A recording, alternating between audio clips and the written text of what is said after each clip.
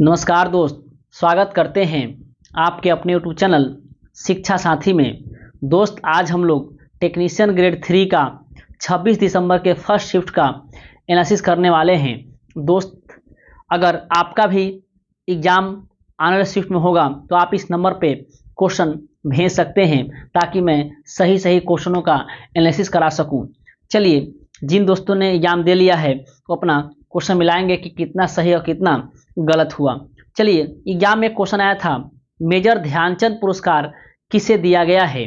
दोस्त, मेजर ध्यानचंद पुरस्कार 2023 में सात्विक साईराज और चिराग शेट्टी को दिया गया है। ध्यान देखिए, सात्विक साईराज और चिराग शेट्टी एक बैडमिंटन खिलाड़ी हैं लोग, ठीक है, जिन्होंने एशियाई खेल में, राष्ट्रमंडल खेल में और एशियाई चैंपियनशिप में स्वर्ण पदक जीत चुके हैं और वर्ल्ड बैडमिंटन फेडरेशन में विश्व में नंबर 1 रैंकिंग पाने वाले ये भारत की पहली जोड़ी है, सात्विक साईराज चिराग शेट्टी की। दोस्त, वे एशियाई खेल में स्वर्ण पदक जीतने वाली पहली बैडमिंटन युगल भारतीय ये लोग हैं। कौन कौन? सात्विक साईराज और चिराग शेट्टी। चलिए नेक्स्ट क्वेश्चन देखते हैं। अगला क्वेश्चन आया था, सल्फर का द्रव्यमान संख्या कितना है। देखिए, सल्फर का क्रमांक होता है 16, इसका द्रव्यमान संख्या इसका दोगुना हो जाएगा 32, ये 4 नहीं है 32 होगा। इसका एग्जैक्ट होता है 32.065, इसका द्रव्यमान संख्या होता है। चलिए नेक्स्ट क्वेश्चन देखते हैं। अगला क्वेश्चन आया था, बल, ये बल होगा, बल का एसआई मात्रा क्या है। इसका आंसर होगा न्यूटन। इसका क्या आंसर होगा मेरे दोस्त? न्यूटन। कोई कह रहा है इलेक्ट्रॉल बल का, कोई कह रहा है विद्युत बल का आया था। तो देखिए दोस्त, अब जो अभी आया होगा, मैं इस क्वेश्चन का आपके सामने इसलिए दिखा रहा हूं कि जो आने वाले एग्जाम जो भी मेरे साथी को होगा वो देख ले किस टाइप का क्वेश्चन आ रहा है और किस लेवल का क्वेश्चन आ रहा है। ठीक है दोस्त, चलिए, तो बल का एसआई मात्रा क्या होता है? न्यूटन। अगला एक आपका क्वेश्चन आया था आपके एग्जाम में कि न्यूटन का तीसरा नियम किससे संबंधित है। तो देखिए, न्यूटन का तीसरा नियम आप तो खुद देखे ही हैं कि क्रिया प्रतिक्रिया का नियम होता है। अगर कोई वस्तु इधर से अपना क्रिया कर रही है तो ये वस्तु इधर से प्रतिक्रिया करेगी नहीं। और ध्यान रहे कि न्यूटन का तीसरा नियम दोनों अलग अलग वस्तुओं पर लगता है और विपरीत दिशाओं में लगता है। हाँ, ये क्वेश्चन कैसे क्या में आया था? तो क्वेश्चन था, निम्न में से कौन न्यूटन का तृतीय नियम का उदाहरण है। तो देखिए, आप तृतीय नियम उदाहरण जानते हैं, क्रिया के विपरीत प्रतिक्रिया होती है, तो वैसा एग्जाम्पल कोई होगा तो आप देख लीजिएगा। ठीक है, वही आंसर आपका होगा। नेक्स्ट देखिए, इन क्वेश्चनों को लाने का मेरा मूल मकसद यही है कि जो हमारे साथी जिनका आने वाला समय में एग्जाम है वो देख लें कि हाँ, ऐसे ऐसे लेवल के क्वेश्चन आ रहे हैं और वो टेंशन ना लें। सिर्फ बायो और करंट का ही क्वेश्चन टफ आ रहे हैं, इसलिए वो टेंशन ना ले और एग्जाम उनका है तो बायो अच्छे तरीके से पढ़ के जाएं और साथ ही साथ वे करंट अफेयर्स में नियुक्ति हो गया, खेल हो गया, और अधिकतर वो 2024 का करंट पढ़ के जाएं। ठीक है दोस्त, और मैं भी एक नियुक्ति पर वीडियो बनाया हूं, आज प्रमुख खेल पुरस्कार पर वीडियो बनाऊंगा, आप उसे देखकर ही जाइएगा एग्जाम में। चलिए नेक्स्ट क्वेश्चन है कि कौन विखंडन द्वारा प्रजनन करता है। बच्चों द्वारा बताया गया था कि आया था कौन विखंडन द्वारा प्रजनन करता है, लेकिन ये बताया कि द्विविखंडन था कि बहुविखंडन था। तो दोस्त, अगर रहेगा द्विविखंडन द्वारा प्रजनन करता है तो इसका आंसर अमीबा और पैरामीशियम होगा, जो द्विविखंडन द्वारा प्रजनन करते हैं। अगर आएगा कि बहुविखंडन द्वारा कौन प्रजनन करता है तो तब प्लाज्मोडियम हो जाएगा। ठीक है दोस्त, तो आप ध्यान रखिएगा, आपके एग्जाम में बहुविखंडन द्वारा प्रजनन आया होगा तो प्लाज्मोडियम होना चाहिए, और द्विविखंडन आया होगा तो अमीबा या तो पैरामीशियम आपका आंसर होगा। चलिए अगला क्वेश्चन आया था कि जिप्सम को 373 केल्विन तापमान पर गर्म करने पर कौन सा उत्पाद प्राप्त होता है। देखिए, जब जिप्सम को 373 के तापमान पर गर्म करते हैं तो कैल्शियम सल्फेट हेमीहाइड्रेट बनता है। देखिए, मैं यहाँ समीकरण लिखा हूँ, ये CA है, CH लिखा गया है, calcium sulphate CaSO4 calcium sulphate CaSO4 into 2H2O, जिसे जिप्सम कहते हैं। क्या कहते हैं मेरे दोस्त? जिप्सम कहते हैं। ये जिप्सम को जब हम लोग इस जिप्सम को 373 केल्विन तापमान पर गर्म करेंगे तो ये कैल्शियम सल्फेट हेमीहाइड्रेट माने CaSO4 हाफ H2O का निर्माण करेगा, जिसे जिप्सम कहते हैं। तो इसका आंसर राइट आंसर होगा प्लास्टर ऑफ पेरिस अर्थात कैल्शियम सल्फेट हेमी हाइड्रेट। कितने डिग्री पर? 373 केल्विन पर। ठीक है दोस्त। हाँ, कोई किसी बच्चे कहना था कि ब्लीचिंग पाउडर का उपयोग आया था, एक क्वेश्चन कि ब्लीचिंग पाउडर का किन किन कार्यों में उपयोग किया जाता है। तो पानी को साफ करने में, कपड़े के निर्माण में, कागज के निर्माण में, इन सब में ब्लीचिंग पाउडर का निर्माण होता है। निम्न में कौन सही है दोस्त? एक ऐसा क्वेश्चन आया था, निम्न में कौन सही है, और दोनों का जो एसआई मात्रक के आधार पर मिलान करना था, जिन दो राशियों का एसआई मात्रक समान होगा वो आंसर था। इसका आंसर था कार और ऊर्जा। देखिए, कार का भी जूल होता है और ऊर्जा का भी जूल होता है। इसका आंसर था कार और ऊर्जा। नेक्स्ट क्वेश्चन था, मनुष्यों में कितने युग्म में गुणसूत्र होते हैं? कि मनुष्यों में कितने जोड़ी गुणसूत्र होते हैं? इसका आंसर होगा 23 जोड़ी। अगर पूछेगा कि मनुष्य में कितना गुणसूत्र होता है तो 46, कितने जोड़ी होता है तो 23 जोड़ी। ठीक है, ऐसा क्वेश्चन आया था। अगला क्वेश्चन आया था, एक मैथ से क्वेश्चन था कि एक समचतुर्भुज की भुजा की लंबाई ज्ञात करें यदि विकर्ण की लंबाई इतना इतना है। देखिए, अगर ये समचतुर्भुज है तो ये दोनों विकर्ण हैं। ये विकर्ण दिया था 24 और ये विकर्ण दिया था 10। देखिए, जो और इनकी लंबाई पूछ रहा था, भुजा की लंबाई। देखिए दोस्त, समचतुर्भुज विकर्ण एक दूसरे को समकोण पे काटते हैं और एक दूसरे को बराबर बराबर भागों में बांटते हैं। तो ये 24 तो ये हो जाएगा 12 और ये हो जाएगा 12, ये हो जाएगा 5, ये हो जाएगा 5। देखिए, ये समकोण त्रिभुज है, ये एक समकोण त्रिभुज है मेरे दोस्त। आप देख रहे होंगे कि ये एक समकोण त्रिभुज है। तो देखिए, समकोण त्रिभुज में 5, 12, 13 आप पढ़े होंगे ट्रिपलेट। इसका राइट आंसर क्या हो जाएगा? 13। कैंसर हो मेरे दोस्त? राइट आंसर क्या होगा? 13 हो जाएगा राइट आंसर। ठीक है, चलिए नेक्स्ट क्वेश्चन था, वृत्त की त्रिज्या को 40% कम कर दिया जाए तो क्षेत्रफल पर क्या प्रभाव पड़ेगा? देखिए, 40% का मतलब होता है 2/5। मतलब अगर वृत्त की त्रिज्या को हम 5 से 3 करेंगे, ये 40% कम कर रहे हैं ना, 40% कम कर रहे हैं, मैंने 5 में 2 कम कर रहे हैं, तो बचा कितना? 3। तो 5 से 3 फिर 5 से 3, 25 से 9, कितना कम हो गया? 16 कम हो गया। ठीक है,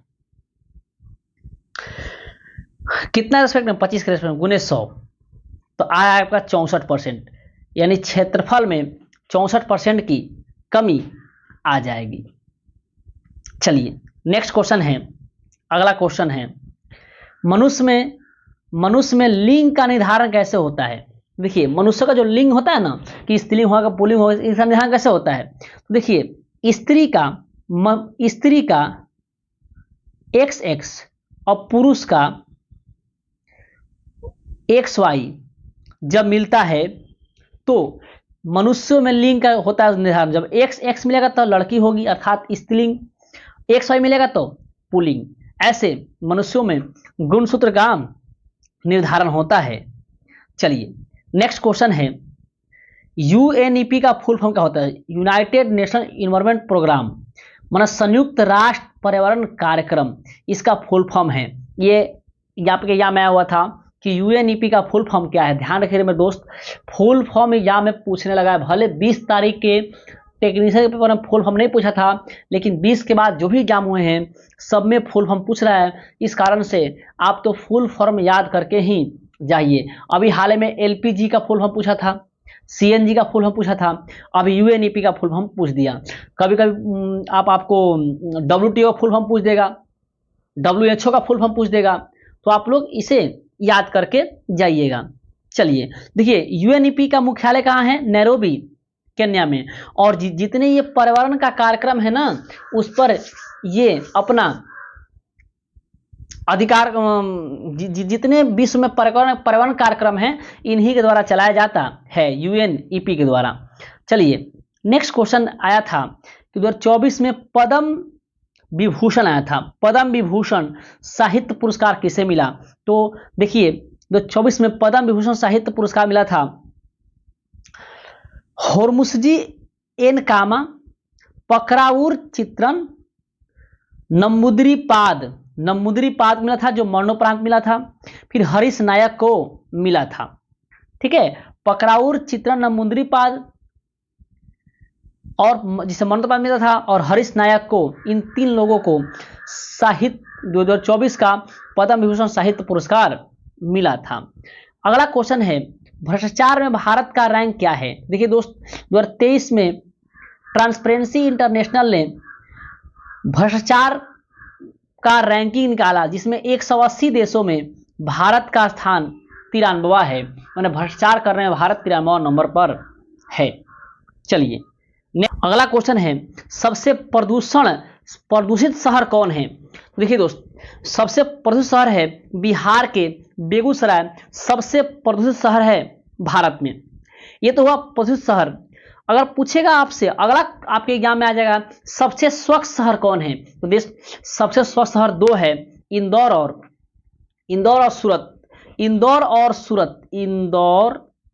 और सूरत ये 2 नंबर वाला स्थान रखते हैं सबसे स्वच्छ शहर की लिस्ट में।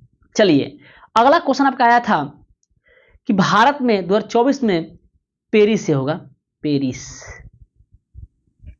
पेरिस ओलंपिक में किस वर्ष अपनी अपेक्षा व्यक्त, दोस्त ये बता रहे क्वेश्चन क्या था? आपका क्वेश्चन था कि जो पेरिस ओलंपिक 2024 में हुआ था उसमें, उसके बाद जब वो ओलंपिक खत्म हो गया उसके बाद भारत ने किस वर्ष अपने देश में ओलंपिक कराने के लिए अपनी इच्छा व्यक्त की थी? तो उसका आंसर होगा 2036। भारत ने अपनी इच्छा व्यक्त किया था, तो उसे कब कराने को मिल सकता है ओलंपिक? तो आंसर क्या होगा 2036।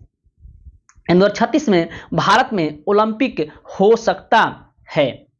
अगला क्वेश्चन था इलेक्ट्रॉन का पर आवेश क्या होता है? देखिए दोस्त इलेक्ट्रॉन पर ऋणात्मक आवेश होता है और इसका कुल आवेश होता है 1.6 गुने 10 के पावर -19 कूलम्ब। अगर आप आगे माइनस लगाइएगा इलेक्ट्रॉन का आवेश हो जाएगा क्योंकि ऋणात्मक होता है, आगे प्लस लगाइएगा तो ये प्रोटॉन का आवेश होता है जो प्लस में होता है। ठीक है, न्यूट्रॉन पे कोई आवेश होता नहीं है। इलेक्ट्रॉन की खोज ये थॉमसन किया था। प्रोटॉन का आप जानबे भी करते हैं, न्यूट्रॉन का जानबे करते हैं। चलिए अगला क्वेश्चन है तारों का टिमटिमाना किसका उदाहरण है? दोस्त मैं आपसे एक बात बता दूं, ये ऐसे क्वेश्चन बहुत पूछ रहा है कि सूर्य के डूबने से परखता दिखाई देना, प्रिज्म से गुजरना, ठीक है, तारों का टिमटिमाना, नहीं ये किस का उदाहरण है? अपवर्तन, परिवर्तन, पूर्णांतिक परिवर्तन, ऐसे यानी अपवर्तन परिवर्तन से क्वेश्चन पूछ ही रहा है, तो आप इसको पढ़ के जाइएगा, प्रिज्म को पढ़ के जाइएगा ध्यान से। ठीक है, तो कह रहा है तारों का टिमटिमाना किसका एग्जाम्पल है? इसका आंसर होगा प्रकाश के वायुमंडलीय अपवर्तन का। परिवर्तन नहीं मेरे दोस्त, अपवर्तन होगा इसका आंसर। ठीक है, अगला क्वेश्चन आया था पुनः जनन, ये ऐसे लिखाएगा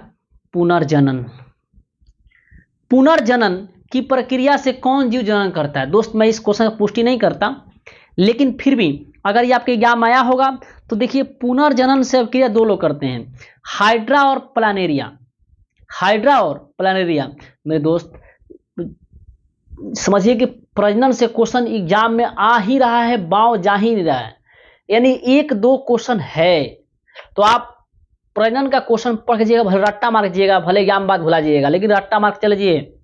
ठीक है, तो देखिए पुनः जनन का एग्जाम्पल है हाइड्रा प्लानेरिया, पुनर्जनन द्वारा अपना प्रजनन करते हैं। अगर आपके एग्जाम में आया तो ठीक है, नहीं आया है तो जिनका एग्जाम है वो इसे ध्यान रखेंगे मेरे दोस्त, उनके एग्जाम में ये क्वेश्चन आ सकता है।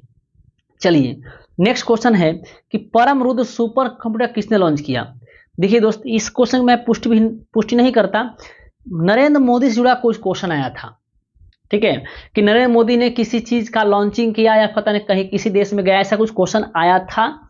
लेकिन अगर ये क्वेश्चन आया होगा कि परम रुद्र सुपर कंप्यूटर किसने लॉन्च किया, तो इसका आंसर होगा नरेंद्र मोदी, क्योंकि 26 सितंबर 2024 को नरेंद्र मोदी 3 परम रुद्र सुपर कंप्यूटर लॉन्च करते हैं।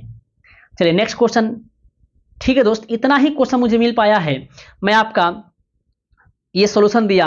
अगर आपको मेरा वीडियो अच्छा लग रहा है तो मेरे वीडियो को शेयर करें, लाइक करें, सब्सक्राइब करें।